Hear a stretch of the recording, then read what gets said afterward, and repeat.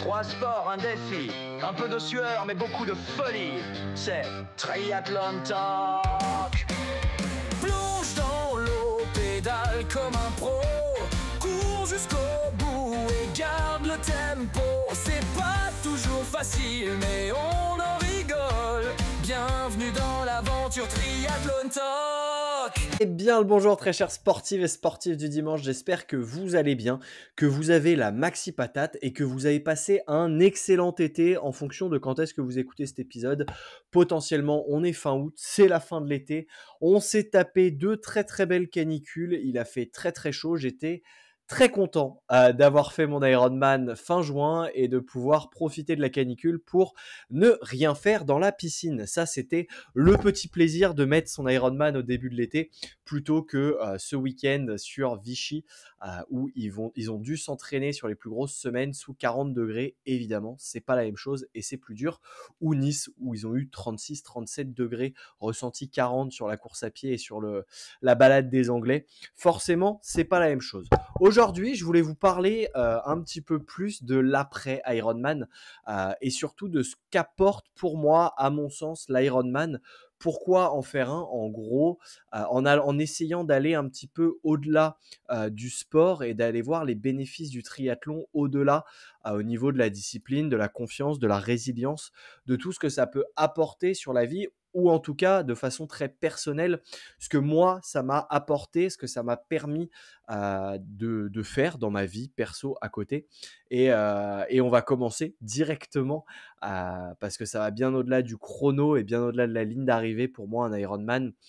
Il y a énormément de choses, de bénéfices invisibles qui changent pas seulement le sportif, mais toute notre vie.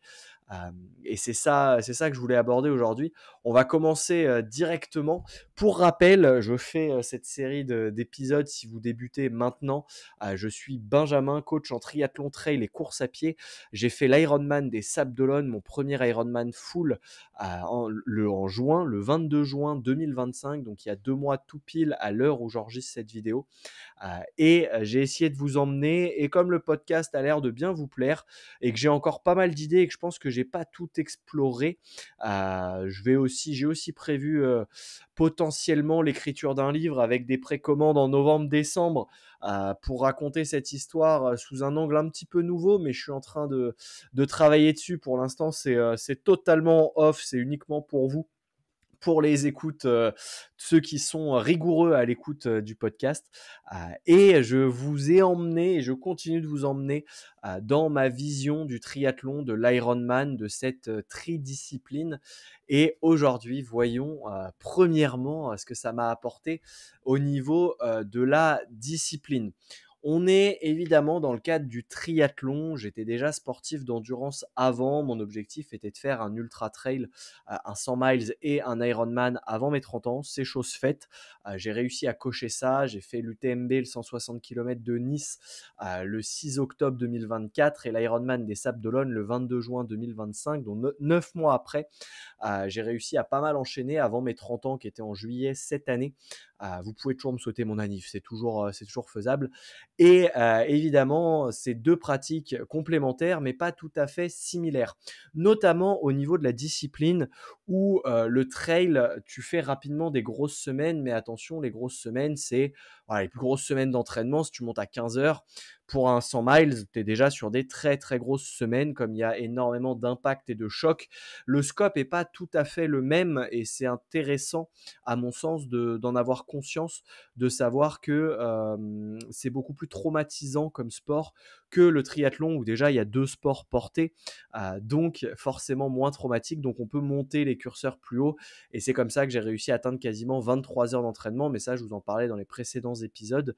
C'est pas le but, mais le fait de caler ces 23 heures de sport par semaine, alors attention, je brandis 23 heures de 1 parce que j'en suis assez fier, de 2 parce que c'est un chiffre qui parle à tous les triathlètes, on raisonne en termes de volume horaire et c'est colossal. Attention, on peut s'entraîner très bien à 5-6 heures de sport semaine, il n'y a pas besoin d'aller dans ces extrêmes-là.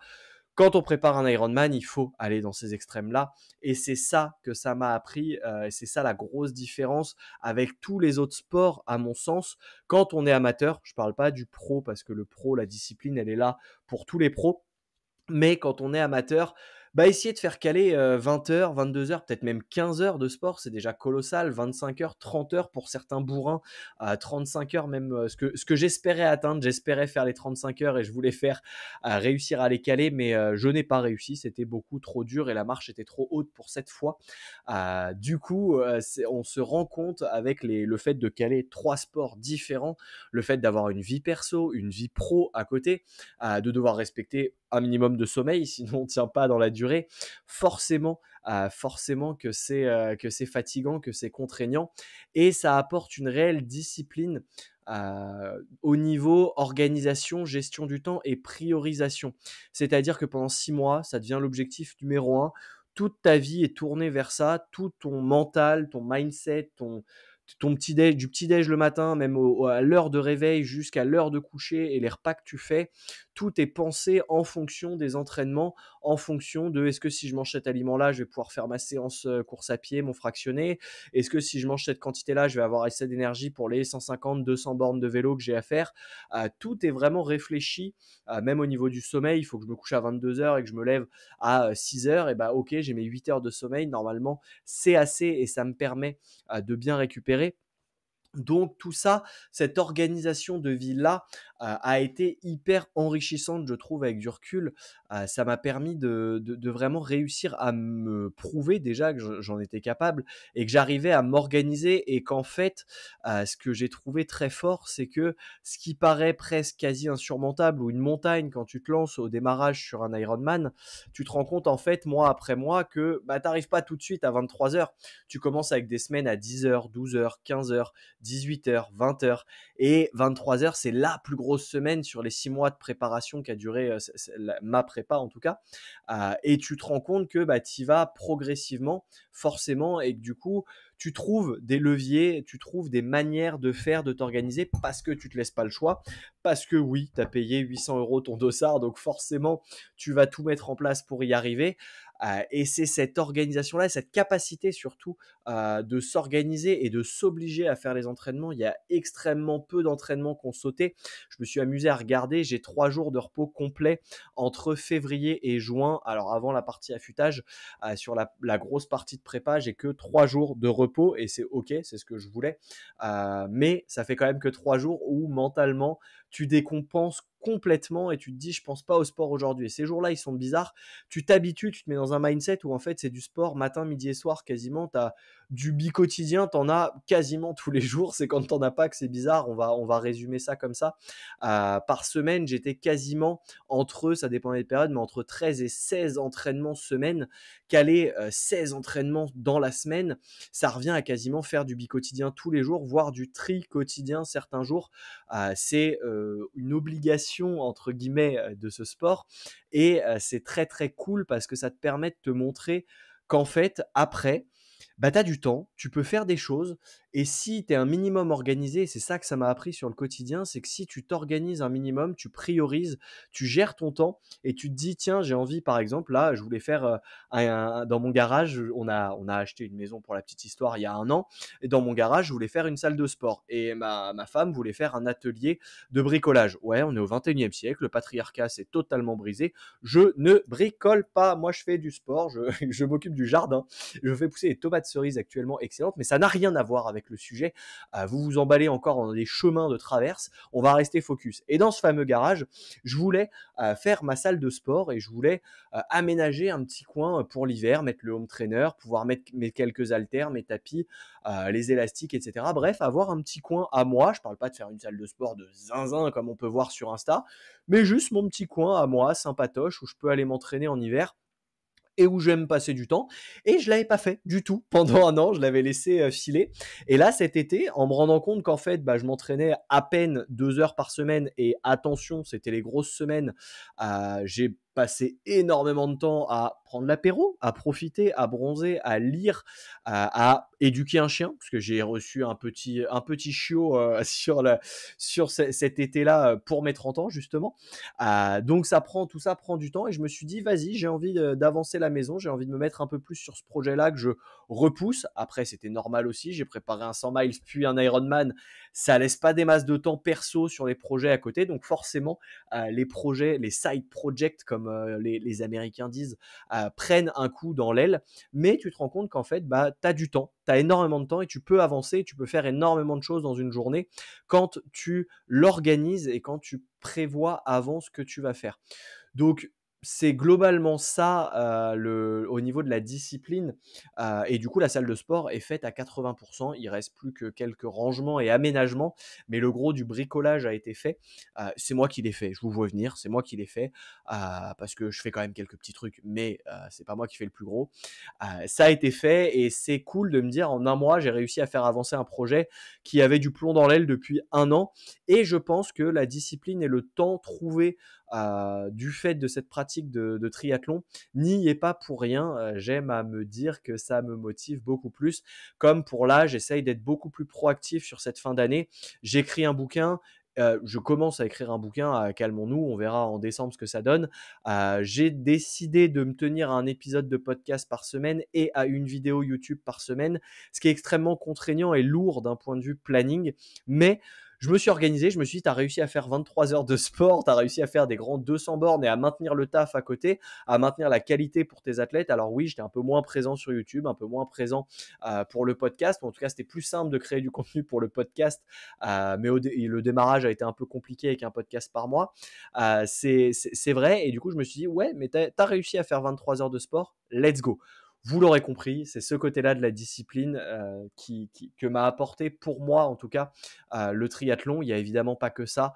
Il y a aussi une part de ouais, mais j'ai réussi à le faire et du coup, j'ai pris confiance en moi de ce que j'étais potentiellement capable de faire et le syndrome de l'imposteur a pris un petit coup dans l'aile.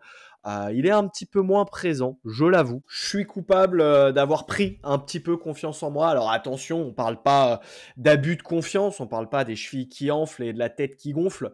On parle juste de la confiance de se dire j'avais ce truc-là aussi en tête, c'est pour ça que je voulais le faire avant mes 30 ans. C'est que pour moi, si j'avais pas fait d'Ironman ou d'Ultra Trail, si j'avais pas vu toutes les facettes du sport, si je m'y étais pas confronté d'un point de vue préparation, d'un point de vue course, jour de course, j'avais beau avoir les connaissances théoriques via les bouquins, via les formations, les discussions avec d'autres entraîneurs et tout ça restait très théorique. J'ai besoin d'aller sur le terrain, j'ai besoin de toucher, de trifouiller, d'essayer, de tenter, de rater aussi, évidemment, ça va avec. Et c'est ça qui m'a amené en tout cas à vouloir compléter tous ces objectifs sportifs. Et il y a toujours eu ce petit truc en arrière-plan de ouais, mais t'es pas un bon coach, t'as pas fait d'Ironman, tu coaches des mecs sur full Ironman et tu l'as jamais fait. J'ai une athlète, Amélie, qui s'est qualifiée pour Kona et j'ai toujours eu ce syndrome de l'imposteur en mode putain, j'ai réussi à l'accompagner, à la coacher, à l'emmener jusqu'à Kona. Ouais, mais c'est pas moi en fait, c'est elle. Elle a des capacités, elle s'est donné les moyens, j'y suis pour rien en fait. C'est juste elle. Et toujours ce petit truc de l'imposteur qui venait derrière. Et j'avoue que ça, depuis que j'ai fait l'Ironman, en plus plutôt bien. Alors, on reviendra pas sur la partie marathon, s'il vous plaît, c'est perso. Je commence tout juste à le digérer. Mais pour le reste, je me dis, putain, ouais, en fait, bah, la prépa, effectivement, la théorie que j'avais s'applique assez bien. Et ben j'en suis de un, j'en suis capable, et de deux, j'y suis peut-être pas pour rien dans la préparation des plans d'entraînement, dans les discussions, dans l'ajustement et les retouches.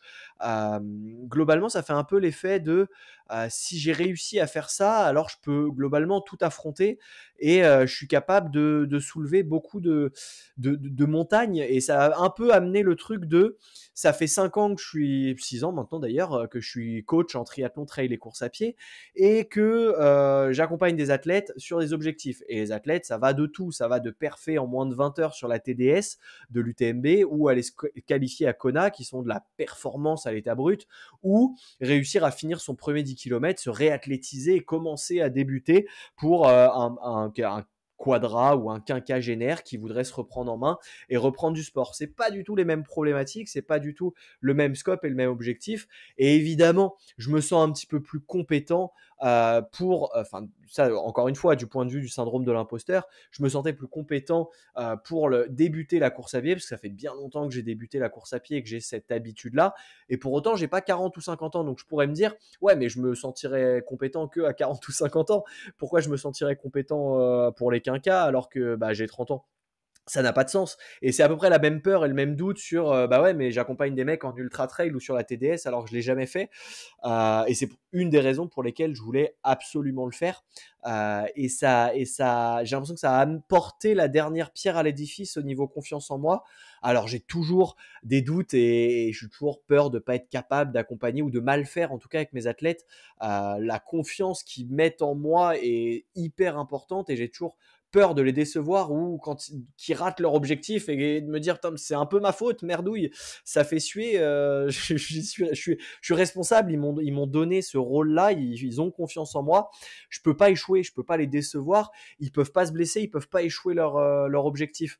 Et ce truc-là met une vraie pression d'un point de vue humain de l'autre côté, du côté coach, ouais, il y a le côté effectivement, ils te payent pour ce service-là, mais il y a le côté de ouais, mais ils te font confiance surtout. Si tu les déçois, briser la confiance, un contrat, ça se rompt, ils arrêtent de te payer, c'est réglé, entre guillemets, tu as perdu un mois, 2 mois.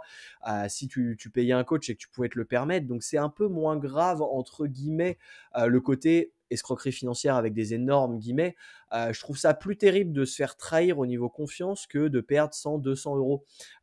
C'est une vision, vous me direz dans les commentaires ce que vous en pensez, mais c'est vraiment une vision que j'ai de cette confiance-là. Pour moi, c'est le sommet de la pyramide du coaching et c'est ce sur quoi je base tout. C'est plutôt d'ailleurs la base de la pyramide. Il faut que cette confiance soit réciproque et soit qu'il y ait une safe place pour tous les athlètes que j'accompagne. C'est hyper important pour moi.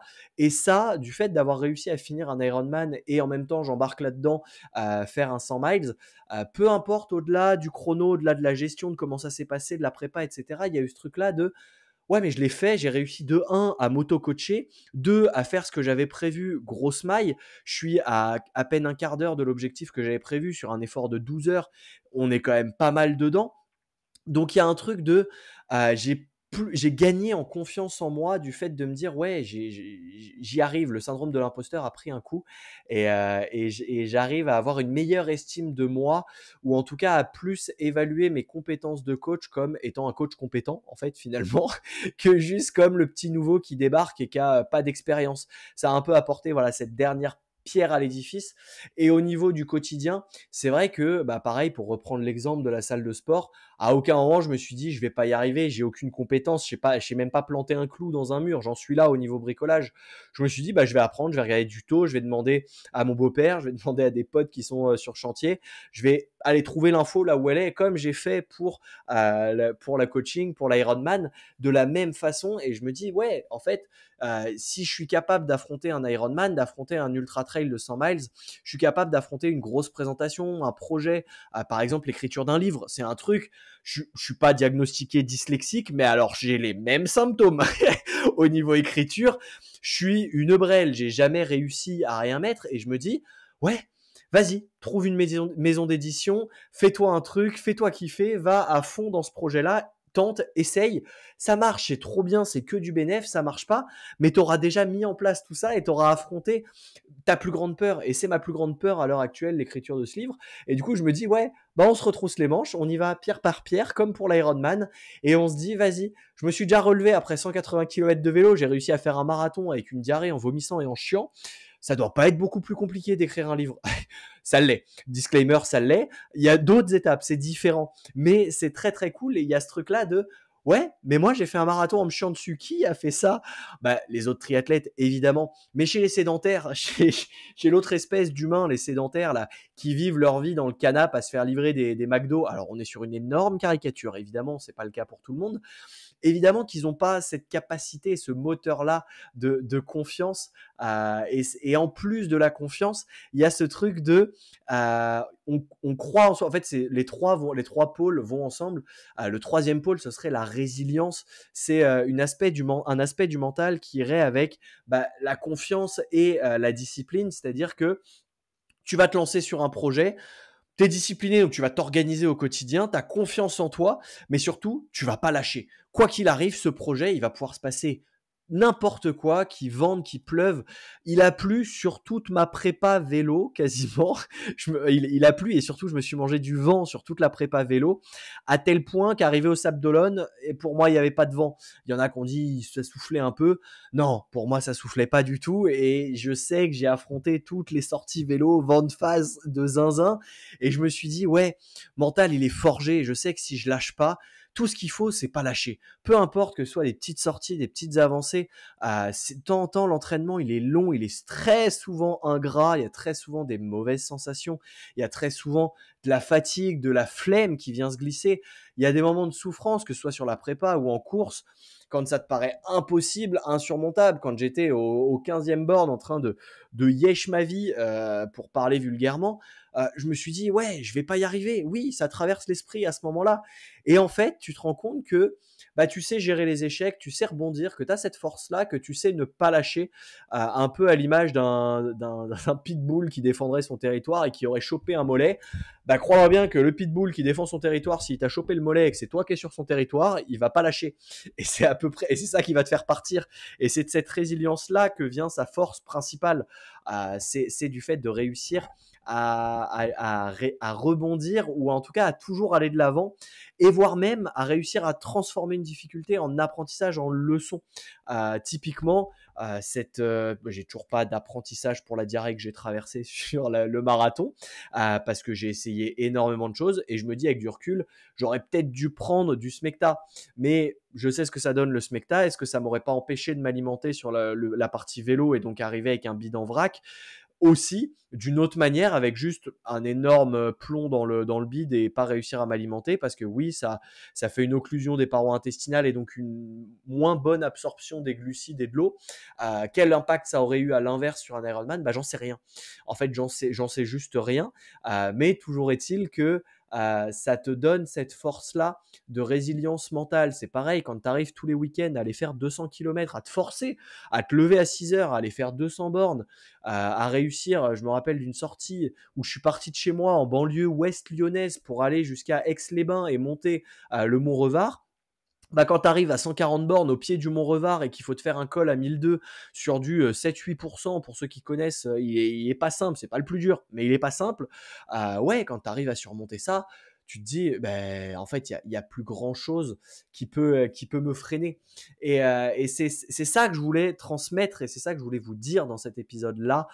C'est qu'au-delà du sport, au-delà de la satisfaction d'être finisher, d'avoir la médaille, de pouvoir être fier de ce qu'on a fait, parce que ça, évidemment, ça reste un Ironman, que tu l'aies fait en 8h30, 7h, là, les chronos cet été, ils sont tombés, 7h36, c'est des zinzins, c'est même plus des chronos humains, mais c'est comme en ultra trail, c'est en train de devenir des trucs absolument stratosphériques et qui ne sont plus humains dessus. On ne parlera pas de la question du dopage ou du drafting, on en a déjà parlé, mais même si tu l'as fait en 16 heures, tu as fait un Ironman, c'est symbolique, c'est quelque chose que tu gardes pour toi vraiment, qui est pour toi, que tu l'as fait, et c'est tes armes qui vont te servir à affronter la vie, le quotidien. Et c'est ça pour moi le plus fort, c'est que le triathlon, il forge des compétences humaines qui dépassent le sport, et il donne ces compétences-là, discipline, confiance et résilience, que tu as parce que ça a été dur, parce que tu t'es sorti les doigts, parce que ça n'a pas toujours été facile, parce qu'il y a eu des problèmes, parce que tu as surmonté ces problèmes-là, et que malgré tout ce que tu as traversé dans ta prépa, et ça c'est valable pour un Ironman, c'est valable si tu débutes sur un triathlon S, tu vas confronter à des problèmes, et après ces problèmes-là, ils te paraîtront faciles, et tu te confronteras à d'autres problèmes qui te paraîtront insurmontables, et une fois que tu les as surmontés, tu te diras, en fait c'était facile.